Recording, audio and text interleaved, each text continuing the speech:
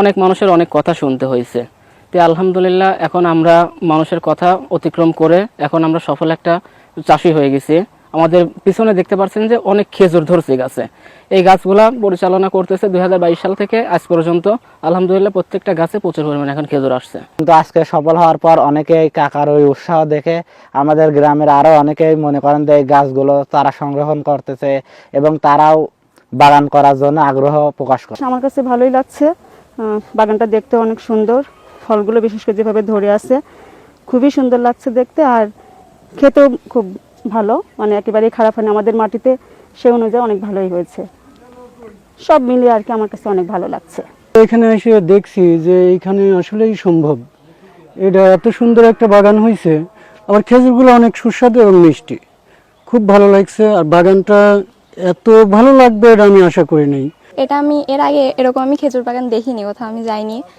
তো আমি একটা কাঁচা খেজুর ট্রাই করছি, বেশ ভালো লাগতেছে। এটা মনে হয় এটা পাকার পরে আরো মিষ্টি হবে। সৌদি আরবের খেজুর বাংলাদেশে উৎপাদন হচ্ছে, এটা অবশ্যই সবার জন্য অনেক অবিশ্বাস্য একটা বিষয়, যেহেতু বাইরের খেজুর আমাদের দেশে উৎপাদন হচ্ছে।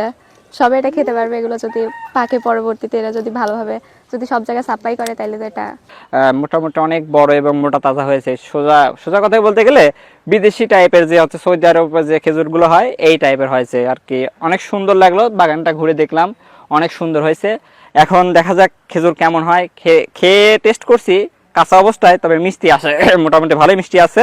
অনলাইনে যে সৌদি আরবের খেজুর বাংলাদেশে উৎপাদন হচ্ছে, তো সেই ক্ষেত্রে আসলে অনলাইনে দেখা, বাস্তবতা কি আমি জানতাম না।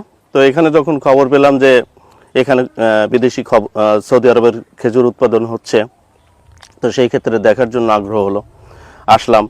আসার পর বাস্তবেই দেখলাম যে আসলে আমাদের দেশেও সৌদি আরবের খেজুর উৎপাদন সম্ভব। এবং সবচেয়ে বড় ব্যাপার হচ্ছে আমি যখন খেলাম তখন দেখলাম মিষ্টি, এই খেজুরগুলো কাঁচাই মিষ্টি, সেটা আমার ভালো লাগছে।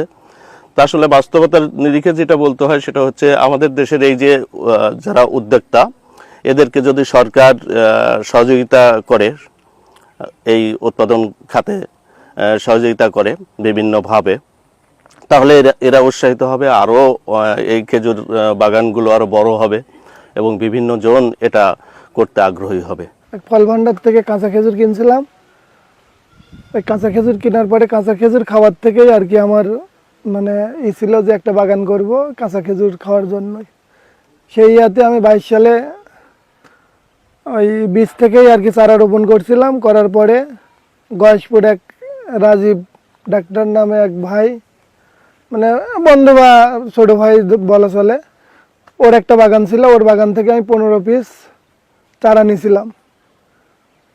চারা নিয়ে শুরু করি, পরে হচ্ছে হতে হতে আমার এই পর্যায়ে 22 সালে রোপণ করার পরে ওই বড় 4টে গাছে আমার ফল ছিল অল্প কিছু। তারপরে 24 সালে ছিল, 25 সালে ছিল, আর 26 সালে তো সবাই দেখতেই পাচ্ছেন। 26 সালে মাশাআল্লাহ অনেক আল্লাহ ফল দিছে। কৃষি প্রধান পাবনা জেলায় উল্লেখযোগ্য সংখ্যক উদ্যোক্তা কৃষক আমরা তৈরি করতে সমর্থ হয়েছি। এরকমই একজন কৃষক জনাব সাইফুদ্দিন হিরো আটঘরিয়া উপজেলার গুরুবাসী গ্রামে নিজস্ব উদ্যোগে প্রায় 2 বিঘা জমিতে সৌদি খেজুর চাষ করেছেন। সৌদি খেজুর বাংলাদেশের আবহাওয়া এবং মাটিতে সফল হবে কিনা এটা একেবারেই আমাদের পরীক্ষামূলক পর্যায়ে রয়েছে।